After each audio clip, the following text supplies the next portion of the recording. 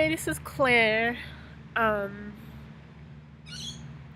I'm actually doing a blog post. I'm kind of writing and editing a blog post about a songwriter called Claire, too, who's also from Melbourne. And I'm just going to explain some of my thoughts on the song and songwriters in terms of their connection to society and history and the cosmos, and just kind of relate that to my own personal journey. So I hope you enjoy reading my blog post, and I hope you enjoy listening to the song if you get a chance to. Bye!